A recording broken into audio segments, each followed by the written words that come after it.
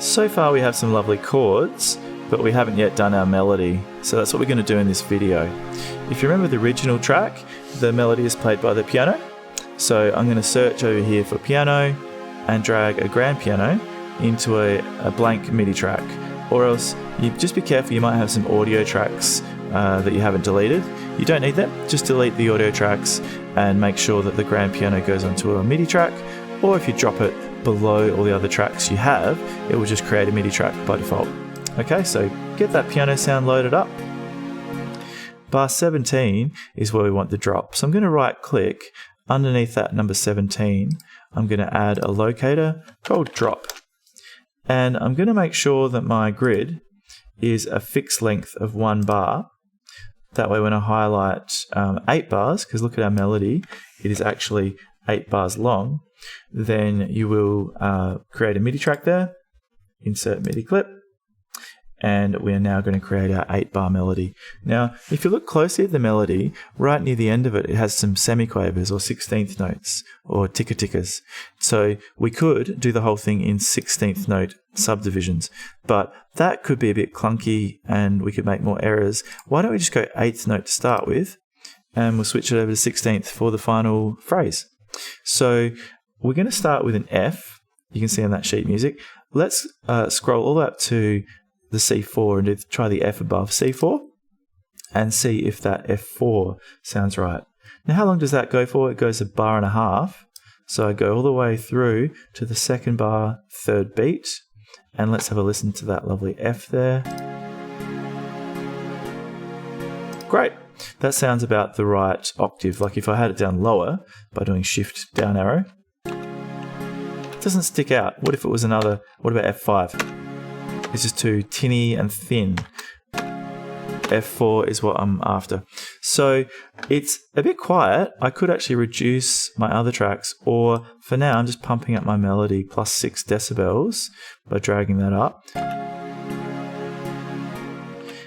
And let's look at the next note. It's an A flat. Now, I don't see any flats appearing in my piano roll. What do I do again? Oh yes, if it's an A flat, it's below an A. The other name of that is a G sharp, okay? Now that note has to last for a whole crotchet, a whole beat, which is 2 8th notes. So that's why I had to make it 2 8th notes. Then we have a G dropping to an E flat or a D sharp.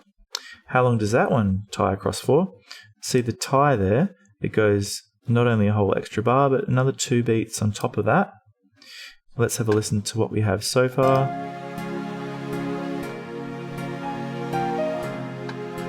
Beautiful. Now look at this melody.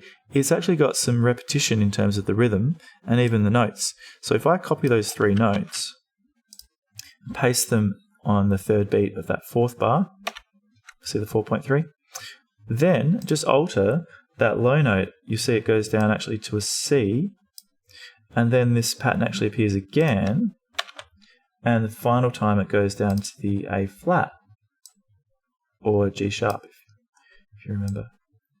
Okay, let's have a listen to what we've got so far.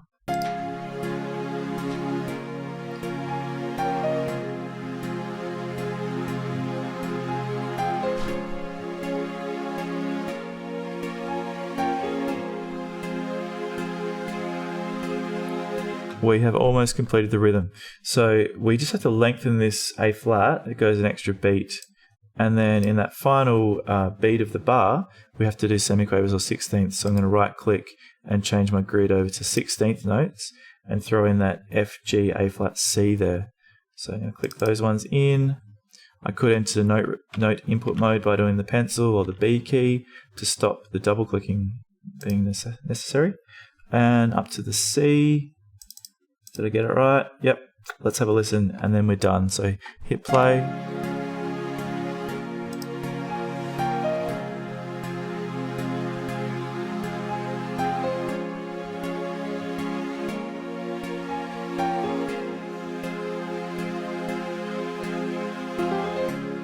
And then what I'll do is just drag that melody out so it repeats another time.